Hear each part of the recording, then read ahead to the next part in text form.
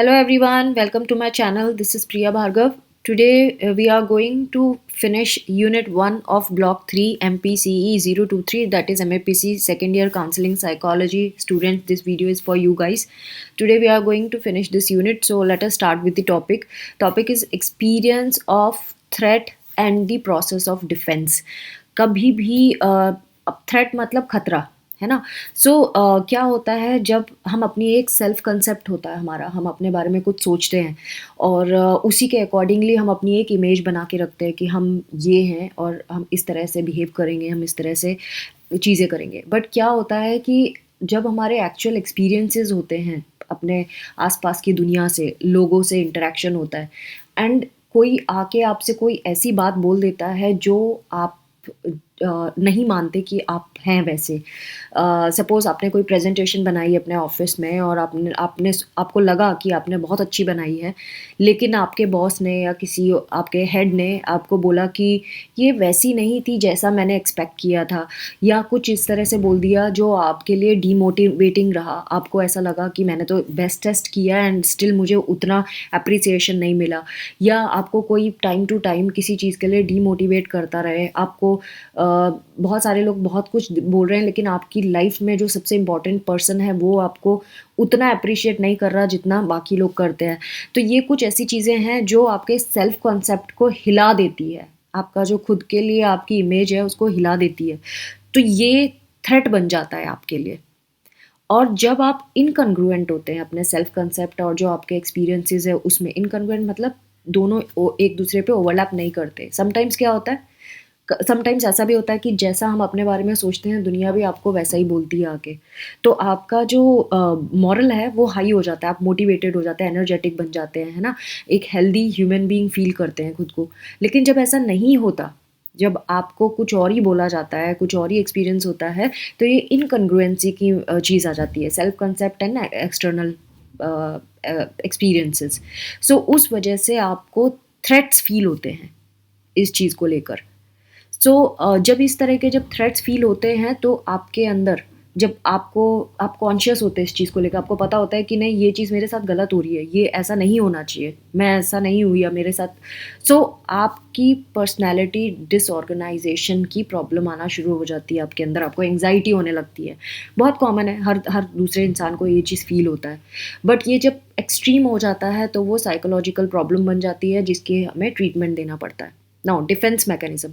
अब अगर हमारे साथ हो रहा है तो क्या हम कुछ नहीं करते? क्या हमारा माइंड हमारे साथ कुछ नहीं करता? नहीं, हमारा माइंड हमारे साथ करता है, दो चीज़ें करता है अकॉर्डिंग टू रॉजर्स। हम रॉजर्स के बारे में पढ़ रहे हैं, रॉजर्स क्लाइंट सेंटर्ड थेरेपी के बारे में पढ़ रहे हैं, काउंसलिंग के बारे में पढ़ रहे हैं। तो हम रॉजर्स क्या बोलते हैं, ये सारी चीज़ें जो मैं बता रही हूँ वो रॉजर्स ने बोली है, वो बता रही हूँ जो आपकी बुक्स में मेंशन किया गया है।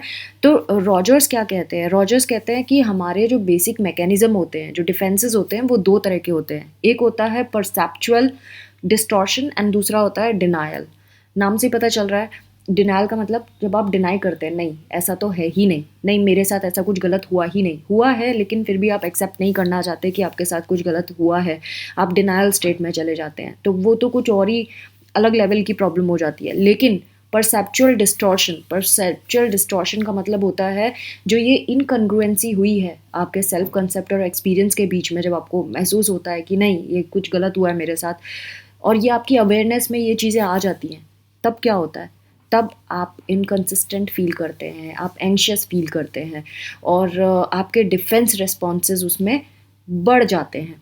आपके डिफेंस रिस्पॉन्सेज तरह तरह से होते हैं, जैसे एंग्जाइटी मैंने अभी बताया, आपकी पर्सनैलिटी डिसऑर्गेनाइज हो जाती है, वो चीज़ें होने लगती है। लेकिन जब आप डिनायल फेज में चले जाते हैं तो आपके डिफेंस रिस्पॉन्सेज जो होते हैं बहुत अनकॉमन होते हैं। आपकी जो इंटीग्रिटी होती है सेल्फ कंसेप्ट एंड एक्सपीरियंस को लेकर, वो बहुत ज़्यादा ही वेरी करती है, और आप उसको अवॉइड करते हैं कि आपके कॉन्शियसनेस में ये बात भी आए। मतलब आपके साथ हो रहा है, सब कुछ गलत हो रहा है, लेकिन आप दिमाग में लाना ही नहीं चाहते उस चीज़ को, आप होने देते हैं जो हो रहा है, लेट इट हैपन, ऐसी वाली कंडीशन आ जाती है।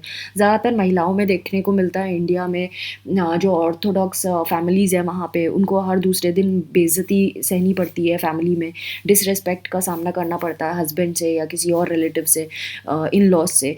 तो वो अक्सर इस चीज़ को अवॉइड कर देती हैं और कहती हैं कि नहीं वो तो बड़े हैं, करने दो, हस्बैंड है, करने दो, इस तरह से। सो ये चीज़ें वो अपने कॉन्शियस माइंड में आने ही नहीं देती। उनके डिफेंस मैकेनिज़्म जो है लेस बहुत ज़्यादा इर्रेस्पॉन्सिव हो जाता है, मतलब रिस्पॉन्ड ही नहीं करता है। सो 2 कंडीशंस बताई, परसेप्चुअल डिस्टॉर्शन जहाँ हमारे कॉन्शियस में आती है बात और हम एंग्ज़ियस फ़ील करने लगते हैं, एंड दूसरा होता है डिनायल कि आप एक्सेप्ट ही नहीं करना चाहते कि आपके साथ कुछ गलत हुआ है। सो ये 2 चीज़ें हैं। फिर रॉजर्स आगे इसके बारे में बोलते हैं कि जब इनकॉन्ग्रुएंस बहुत ज़्यादा सिग्निफिकेंट डिग्री तक पहुँच जाता है, आपका सेल्फ कंसेप्ट और आपके एक्सपीरियंसेस में जो मेल है वो बिल्कुल नहीं बैठता है, तो आपके डिफेंसेस जो होते हैं वो नॉन फंक्शनल भी हो जाते हैं। मतलब आप डिफेंसलेस स्टेट में चले जाते हैं। आपका सेल्फ कंसेप्ट शैटर हो जाता है, मतलब आप खुद के बारे में अपने आप को कुछ समझना ही बंद कर देते हैं। मतलब जो आपकी खुद की सेल्फ आइडेंटिटी थी वो रेन हो जाती है, एंड डिसऑर्गेनाइजेशन हो जाता है पर्सनालिटी का। साइकोपैथोलॉजी की कंडीशन आ जाती है जहाँ आपको साइकोलॉजिकल डिसऑर्डर शुरू हो जाते हैं। आप या तो फेंट होने लगते हैं, एंग्जाइटी आने लगती है, पैनिक अटैक्स होने लगते हैं, आपको और भी तरह तरह के हेलुसिनेशंस एक्सट्रीम केसेस में हो जाता है। सो बहुत सारे डिफ़िकल्ट मेंटल स्टेट में आप पहुंच गए होते हैं और बहुत थ्रेटनिंग एक्सपीरियंसेस आपको महसूस होते हैं। नाउ एक्यूरेट एम्पैथिक अंडरस्टैंडिंग का क्या मतलब होता है? एक्यूरेट मतलब एकदम आप अपने क्लाइंट के बारे में, काउंसलिंग जब होती है तो थेरेपिस्ट जब वही फील करने लगता है जो आपका क्लाइंट फील करता है या आपको कन्वे करता है आप अपनी फीलिंग्स के बारे में। आप इतने ज़्यादा उस चीज़ को समझने लगते हैं जब कि आप महसूस करने लगते हैं कि इसको एक्चुअली क्या लग रहा होगा। तो एक्यूरेट एम्पैथिक अंडरस्टैंडिंग का मतलब यही होता है कि आप उसके क्लाइंट के इनर वर्ल्ड को जब समझने लगते हैं, अपना मानने लगते हैं कि हाँ, या अगर ये मेरे साथ होता तो मैं कैसा महसूस करता या करती, वो वाली चीज़।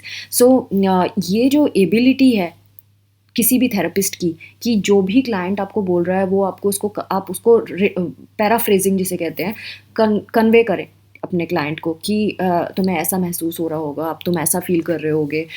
उसको रियलाइज़ कराएं कि जब ऐसा होता है तो क्या किस तरह की फीलिंग आती है। तो वो क्लाइंट का आपके ऊपर भरोसा पैदा हो जाता है, वो आप पे ट्रस्ट करने लगता है। तो क्लाइंट को लगने लगता है कि हाँ, ये वो इंसान है जो मेरे बारे में समझता है, एंड जब वो ये ट्रस्ट पैदा हो जाता है काउंसलर के ऊपर क्लाइंट का, तो उसके सेल्फ कंसेप्ट को हम फिर से रिक्रिएट कर सकते हैं। जो उसकी फीलिंग्स अभी तक वो दबा के बैठा था उसको हम फिर से रिक्रिएट कर सकते हैं, उसको फिर से महसूस करने में हेल्प कर सकते हैं कि वो एक इंसान है, उसकी खुद की आइडेंटिटी है, उसके सेल्फ कॉन्सेप्ट को बढ़ा सकते हैं। तो जो सक्सेस होता है किसी भी थेरेपी का वो इसी बात पे डिपेंड करता है, परसेप्शन एंड कम्युनिकेशन। आप किस तरह से परसीव कर रहे हैं अपने क्लाइंट की बातें और क्लाइंट आपको कैसे परसीव कर रहा है, एंड आप किस तरह से उससे कम्युनिकेट कर रहे हैं, आपका एटीट्यूड कैसा है, उस पर डिपेंड करता है। ये बहुत इंपॉर्टेंट चीज़ है। थेरेपी में 2-3 चीज़ें रॉजर्स कहते हैं कि जो आप थेरेपी हर एक थेरेपी में बहुत इंपॉर्टेंट है। पहला, उसके साथ ऑनेस्ट रहना, जेन्युइन रहना अपने क्लाइंट के साथ, उससे सच बोलना, उसको बेवकूफ़ ना नहीं समझना और ना बेवकूफ़ बनाना। दूसरा, unconditional positive regard, no matter आपको क्या बता रहा है आपका क्लाइंट, आपको उसको जज नहीं करना है, आपको पूरी इज्जत से पेश आना है। थर्ड, उसके साथ एम्पैथिक रहना है, जो वो बोल रहा है आपको ऐसा महसूस करना है और करवाना है कि आप समझ रहे हैं कि वो किस सर्कमस्टेंसेस से पास हो रहा है। Now coming to master motive self actualizing tendency. So Rogers का मानना है हम सबके अंदर एक इन्नेट मोटिवेशन होता है, मतलब पैदाइशी एक मोटिवेशन होता है सेल्फ एक्चुअलाइजिंग टेंडेंसी का, जो हमेशा एक्टिव होता है, और वही हमारी ड्राइव होता है जिसकी वजह से हम अपनी पोटेंशियल्स को यूज़ करते हुए अपने आप को एनहांस करते हैं। हम एक ऐसे लेवल तक पहुंचना चाहते हैं जो हमारी पोटेंशियल्स हमें पहुंचा सकती है। ये मोटिवेशन हर एक इंसान के अंदर होता है। ऑब्वियसली हम सबसे बेस्टेस्ट पाना चाहते हैं अपनी कैपेबिलिटी के हिसाब से, यह हर एक इंसान के अंदर होता है, वही रॉजर्स कह रहे हैं। सो जो हमारे बिहेवियर होते हैं वो इसी एक्चुअलाइजिंग टेंडेंसी एज अ मोटिव हमें मोटिवेट करती है कि हम आगे बढ़ें उस चीज़ को पाने के लिए, जो हम जिसे अपनी लाइफ में लाना चाहते हैं, हम अपनी लाइफ को जैसा बनाना चाहते हैं। हमारी जो एक्चुअलाइजिंग टेंडेंसी है दैट इज़ अवर मोटिव। और उसके लिए हम अपनी पूरी एनर्जीज, अपने डायरेक्शंस, उस अपने बिहेवियर जो होता है हमारा, वो सारा उसी साइड लगा लगा देते हैं। सो इन्होंने एक और, रॉजर्स ने एक स्टेटमेंट दिया था, the inherent tendency of the organism to develop all its capacities in ways which serve to maintain और एनहांस द पर्सन। जो हमारी इनहेरेंट टेंडेंसीज हैं, मतलब हमारी जो पोटेंशियल्स हैं और जो हमारी एक्टिविटीज़ है, हमारा बिहेवियर है, हमारे सोचने का तरीका है, जितनी भी चीज़ें हैं, वो ऑर्गेनिज्म इस तरह से डेवलप करता है कि हमारी जो कैपेसिटीज़ हैं वो सारी यूज़ हो जाएं एक एनहांस्ड पर्सन बनने में। तो प्राइमरी मोटिव किसी भी पर्सन की लाइफ में यही होता है कि वो अपनी लाइफ को मैक्सिमम एक्चुअलाइज करे, उसको मेंटेन करे, उसको एनहांस करे अपनी लाइफ को। जो आपने सपोज आपने अचीव कर लिया जो आपको आपकी लाइफ में करना था, नाउ आपका सेकंड काम क्या होगा, आप उसको मेंटेन करना चाहते हैं, और हो सकता है आगे आपको कुछ कमी लगे तो आप उसको एनहांस भी करना चाहते हैं। सो ये सारा हमारा प्राइमरी मोटिव होता है, और ये हमारे इनहेरेंट है, हमारे नेचर में, हर एक इंसान के अंदर है। सो हमारे जो बिहेवियर हैं वो इसी मोटिव के लिए उसी तरह से हम बिहेव करते हैं, जो हमारा मोटिव होता है उसके हिसाब से। नाउ एक्चुअलाइजिंग टेंडेंसी जो होती है वो बेसिक क्राइटेरिया होता है जो भी हमारे लाइफ के एक्सपीरियंसेस को हम इवेलुएट करते हैं। मतलब आपकी आपकी एक्चुअलाइजिंग टेंडेंसी जो है, मतलब जो भी आप अपनी लाइफ में अचीव करना चाहते हैं, वो वो आपका मेन मकसद जो है, आप उस मकसद को दिमाग में रखते हुए ही हर चीज़ को एक्सपीरियंस करते हैं, है ना? हर एक इंसान का एक्सपीरियंस किसी एक पर्टिकुलर सिचुएशन में अलग-अलग होता है। तो आपका जो एक्सपीरियंस होगा वो इसीलिए वैसा होगा बिकॉज़ आपकी आपकी जो मोटिव है, वो कैसा है, उसके बेसिस पे आप बिहेव करेंगे। Now next is the tendency में become deeply buried under layers after layer. अब इसमें ये बोल रहे हैं कि अगर पर्सन की जो सेल्फ कंसेप्ट है वो डिटीरियोरेट हो गया है, वो अपने बारे में उसको कुछ डाउट हो गया है, और किसी वजह से जो एक्सपीरियंसेस हैं, बाहर के एक्सपीरियंसेस है, उसने उसका सेल्फ कंसेप्ट को दबा दिया है, तो उसमें साइकोलॉजिकल डिफेंसेस जो हैं वो भी ख़राब हो गए होते हैं। और जब वो ख़राब हो गए होते हैं साइकोलॉजिकल डिफेंसेस, तो तब आते हैं जब आप लड़ना चाहते हैं इस सिचुएशन से। जब आप लड़ना भी नहीं चाहते क्योंकि आपकी हालत इतनी बुरी हो चुकी है कि आप लड़ लड़ के भी थक चुके हैं, अब आप वो भी नहीं कर पा रहे हैं, डिफेंसलेस हो गए हैं, तब क्या हो रहा है? तब आपको प्रॉपर कंडीशनिंग की ज़रूरत है। आपकी फीलिंग्स जो रिप्रेस्ड हैं, आपने अंदर दबा ली हैं, उसको रिलीज़ करने की ज़रूरत है, सो दैट आप अपने आप को एक्सप्रेस कर सको। सो ये चीज़ रॉजर ने हमें बताई थी, और इनकी जो ह्यूमनिस्टिक थेरेपी है वो इसी को पे ही बिलीव करती है। नाउ फुल्ली फंक्शनिंग पर्सन, जहाँ पे भी पिंक हाईलाइट है वो टॉपिक्स हैं जो प्रीवियस एग्जाम में आ चुके हैं, इंपॉर्टेंट है, वो आपको ध्यान से करना है। सो जो लोग अब फुल्ली फंक्शनिंग पर्सन के बारे में रॉजर क्या बोलते हैं, इन्होंने ये बोला है कि अगर हमारी जो ऑर्गेनिज्मिक वैल्यूइंग प्रोसेसेस हैं फुल्ली फंक्शनल पर्सन बनने का, अगर कोई पर्सन उन चीज़ों को यूटिलाइज कर देता है, और पर्सनल ग्रोथ और ग्रोथ उसकी होना शुरू हो जाती है, और अपनी पोटेंशियल्स को वो रियलाइज़ कर पाता है, तो वो एक फुल्ली फंक्शनल पर्सन बन जाता है। नाउ रॉजर ये कहते हैं कि एक फुल्ली फंक्शनल पर्सन कौन होता है, उस वो किस तरह की कैरेक्टरिस्टिक कैरी करता है, उसको हम देखेंगे। तो फर्स्ट जो फुल्ली फंक्शनल पर्सन की कैरेक्टरिस्टिक है वो ये है, they are open to experience. वो नॉन डिफेंसिव इंडिविजुअल होते हैं। सारे जितना भी जो भी एक्सपीरियंस करते हैं वो फील अगर फियर है तो फियर को भी वो एक्सपीरियंस करेंगे, वो एक्सप्रेस करेंगे कि मैं डर रहा हूँ। डिस्करेजमेंट है तो उसको भी वो एक्सप्रेस करेंगे। पेन, हर करेज और टेंडरनेस, ये सारे जो फीलिंग्स होती है हमारे अंदर, इन सबको वो बिना हेसिटेशन के एक्सप्रेस करते हैं। तो they are open to experiences. ऐसा नहीं करते कि नहीं नहीं नहीं यहाँ इसमें दर्द होगा तो मुझे नहीं करना। तो हर एक तरह का एक्सपीरियंस वो करना चाहते हैं। सेकेंड क्वालिटी जो है फुल्ली फंक्शनल पर्सन की, they are characterised by existential living.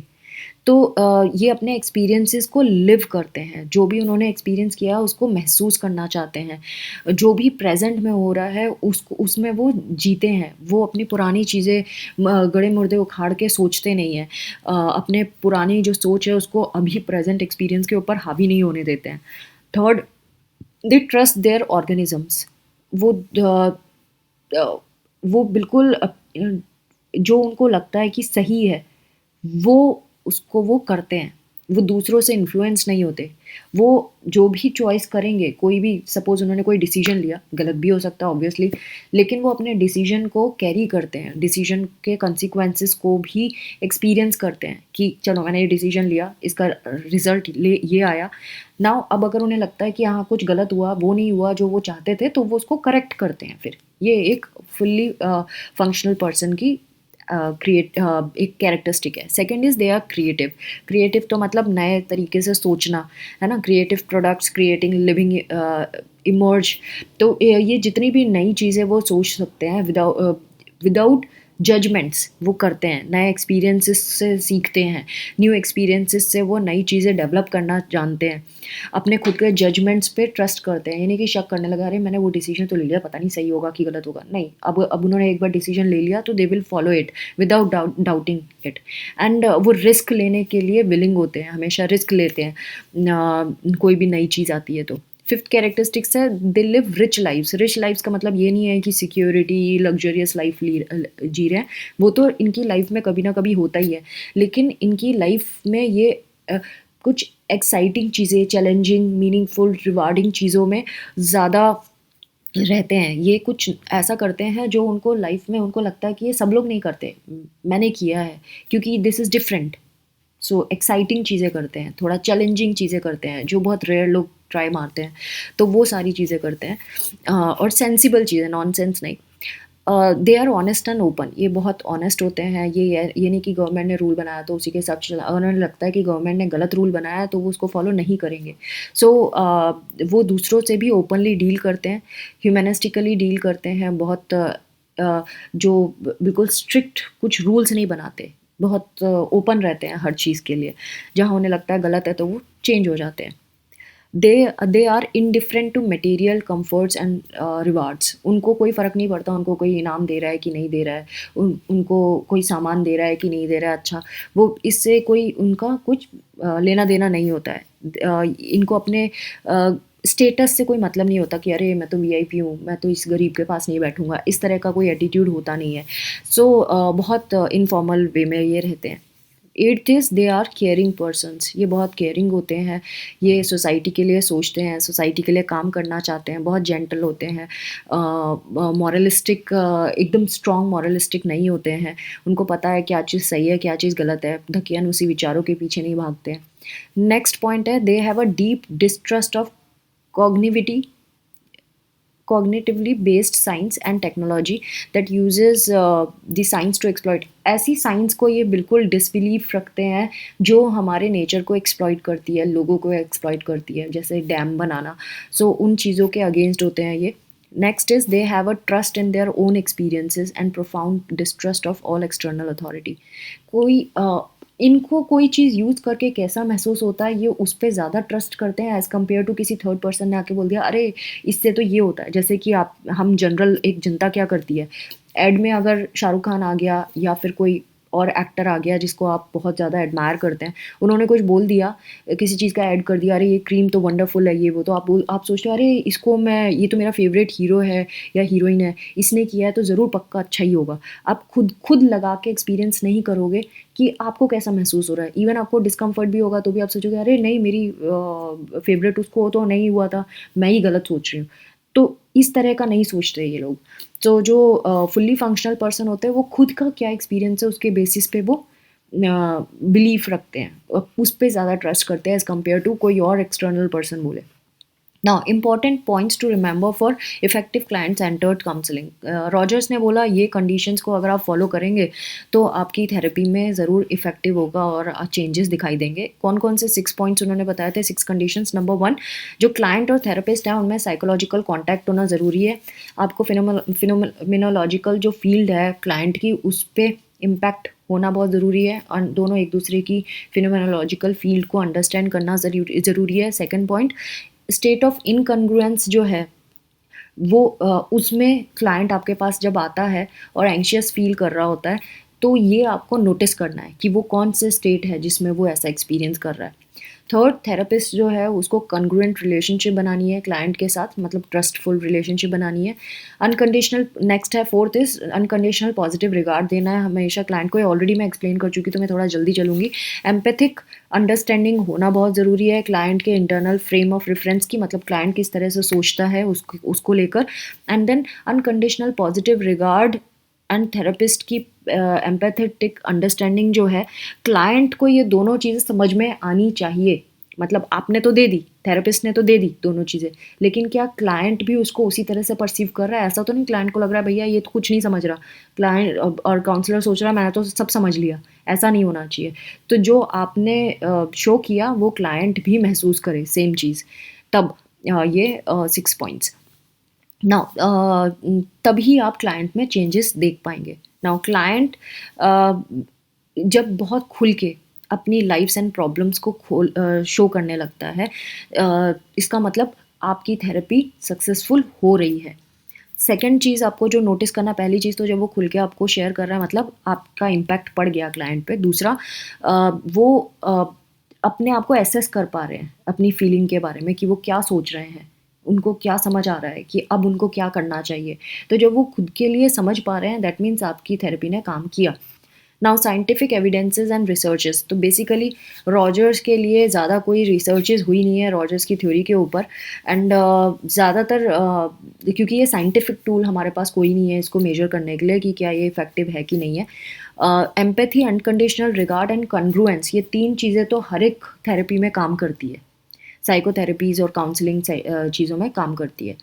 एक स्टडी की गई थी 1954 में, जहाँ पे बर्टर एंड हेग ने ये चेक करने की कोशिश की थी क्या इन जो ह्यूमैनिटेरियन काउंसलिंग है, टेक्निक है, जो रॉजर्स की टेक्निक है, क्या उससे वाकई फ़र्क पड़ता है। तो इन्होंने 25 क्लाइंट्स के ऊपर स्टडी करी, जिसमें थेरेपी देने से पहले उन्होंने चेक किया कि आइडियल सेल्फ एंड जो एक्चुअल सेल्फ है, वो इंसान अभी कैसा है और वो कैसा बनना चाहता है, आइडियल सेल्फ, इन दोनों के बीच में जो कोरिलेशन है वो -0.01 का आया। लेकिन जब हमने उनको उसको थेरेपी दे दी और उसको सारा जितना भी हम उसको काउंसलिंग दे सकते थे हमने दे दी। काउंसलिंग के बाद जब हमने देखा तो ideal self and actual self के बीच में जो कोरिलेशन आया वो +0.34 का आया। प्लस मतलब अच्छा स्ट्रॉन्ग कोरिलेशन, माइनस मतलब पुअर कोरिलेशन, कोरिलेशन एग्जिस्ट ही नहीं करता। तो मतलब थेरेपी से फ़र्क पड़ता है, इससे ये पता चला। रॉजर्स ने 1954 में एक क्लाइंट जो मिसेस ओक थी उनके बारे में बताया कि ये जो मिसेस ओक थी, इनके साथ ना घर पे अच्छा बिहेव होता था ना बाहर होता था, एंड वो अपने बारे में गलत ही सोचती थी, बहुत डिपेंडेंट थी, एंड सब कुछ तहस नहस हो गया था, उनकी पर्सनैलिटी की ऐसी की तैसी हो गई थी। जब उसके बाद उनको थेरेपी दी गई 25 सेशंस के बाद, जब हमने देखा तो उन्होंने देखा कि +0.42 का कोरिलेशन आया है ideal self and actual self के बीच में। थेरेपी के एंड तक +0.39 का आया, एंड 12 मंथ्स के बाद 0.30 का आया। दैट प्रूव्ड दैट एंड जो वो बाद में उनकी जो पर्सनैलिटी डेवलप हुई काउंसलिंग के बाद, उसमें वो बहुत सिक्योर फील कर रही थी, कॉन्फिडेंट थी, इमोशनली मैच्योर थी, एक्सप्रेसिव थी, वार्म हो गई थी रिलेशनशिप्स में, एंड कम डरती थी किसी भी थेरेपी से पहले, जैसे वो पहले डर रही थी अब कम डर था उनके अंदर, ये पता चला। नाउ थेरेपेटिक रिलेशन के बारे में बात करेंगे, ये लास्ट टॉपिक है इस यूनिट का। थेरेपेटिक रिलेशन के बारे में बात करेंगे। ह्यूमनिस्टिक थेरेपिस्ट जो हैं वो थेरेपिस्ट और क्लाइंट के रिलेशनशिप को बहुत इम्पोर्टेंस देते हैं कि जब भी ह्यूमनिस्टिक थेरेपी आप करते हैं तो जब तक थेरेपिस्ट एंड क्लाइंट का रिलेशनशिप अच्छा नहीं होगा कुछ नहीं हो सकता, आगे बढ़ ही नहीं सकती थेरेपी। सो हम जो एक्सपीरियंशियल फील्ड में जाना बहुत ज़रूरी है क्लाइंट के, समझने के लिए कि क्लाइंट कैसा फील करता है, और एक प्रॉपर रिलेशनशिप होगी तभी जो पेशेंट है वो ट्रस्ट कर पाएगा अपने थेरेपिस्ट पे, एंड और एक्सप्रेस कर पाएगा कि वो क्या फील करता है। सो इस ह्यूमनिस्टिक थेरेपी में हम जनरली पास्ट में जो भी गलत सलत हुआ उसको हम रिपेयर नहीं करते हैं। हम बेसिकली जो माल एडेप्टिव उसकी जो हैबिट्स हैं, अभी ह्यूमनिस्टिक थेरेपिस्ट जो हैं बेसिकली उसकी पोटेंशियल्स पे ज़्यादा जोर देते हैं। वो आगे उसको कैसे एक फुल्ली फ्लोरिश्ड पर्सन बनाना है। सो उसके लिए उसकी पोटेंशियल्स को हम एनहांस करते हैं, सेल्फ एक्चुअलाइजेशन की तरफ उसको पुश करते हैं। तो गोल जो होता है हमारा बेसिकली इन थेरेपीज़ में क्या होता है कि उसको अवेयर करवाना कि उसमें क्या-क्या खूबियाँ हैं, वो अपनी चॉइसेस फ्रीली ले सके, एक उसकी लाइफ में जो ऑप्शंस है उसको वो एक्सप्लोर कर सके एंड देन जो भी चूज़ करे उसको उसकी ज़िम्मेदारी ले सके।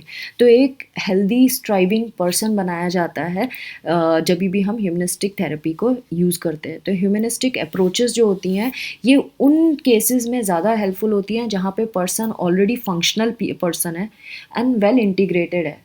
वेल इंटीग्रेटेड मतलब वो जानता है कि उसके क्या रिसोर्सेज हैं, वो क्या कर रहा है अपनी लाइफ में एंड थोड़ी बहुत लाइन पे है उसकी लाइफ, एकदम बिगड़ नहीं गई, मतलब कोई सीरियस साइकोलॉजिकल डिसऑर्डर नहीं है उसको, कोई डायग्नोसिस नहीं है। वो लोग ह्यूमनिस्टिक अप्रोच से काफ़ी सक्सेसफुली ट्रीट हो जाते हैं एंड एक मीनिंगफुल लाइफ की तरफ, फुलफिल्ड लाइफ की तरफ बढ़ जाते हैं। लेकिन अगर कोई लेस एजुकेटेड है, ऐसा पर्सन है जो ऑलरेडी बहुत साइकोलॉजिकल डिसेबिलिटी को फेस कर रहा है, एनवायरमेंटल स्ट्रेसेस को लेकर बैठा हुआ है बच्चों की वजह से या किसी और वजह से, या साइकोटिक है या मेंटली रिटार्डेड है, उनके ऊपर ह्यूमनिस्टिक थेरेपीज काम नहीं करती।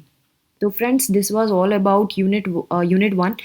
फर्स्ट जो पार्ट है उसमें मैं इंपॉर्टेंट टॉपिक्स बताना भूल गई थी और बिकॉज मैंने मार्क नहीं किए थे, अब मैंने मार्क कर दिए हैं। तो जहाँ पे भी आप पिंक हाईलाइट देखेंगे वो इंपॉर्टेंट टॉपिक्स हैं। तो मैं यूनिट के स्टार्ट में आ गई हूँ, यहाँ से मैं आपको बता दूँ।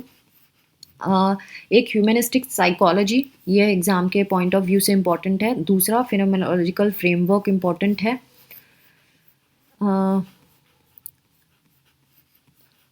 यहाँ तक ही मैंने फर्स्ट वीडियो में बताया था, तो 2 ही टॉपिक इंपॉर्टेंट थे एग्ज़ाम पॉइंट ऑफ व्यू से। फ्रेंड्स, आई होप आपको ये यूनिट समझ आई होगी, थोड़ा बहुत आपको फ्रेमवर्क पता चल गया होगा। सेल्फ स्टडी करना बिल्कुल ना भूलें, आपका self reading is very important. इस टोटली एक वीडियो पे कभी किसी पे बेस आपको डिपेंडेंट नहीं होना चाहिए, ये जस्ट हेल्प के लिए बनाया है मैंने videos. So please understand. So thanks for watching and take care of your self. Bye bye.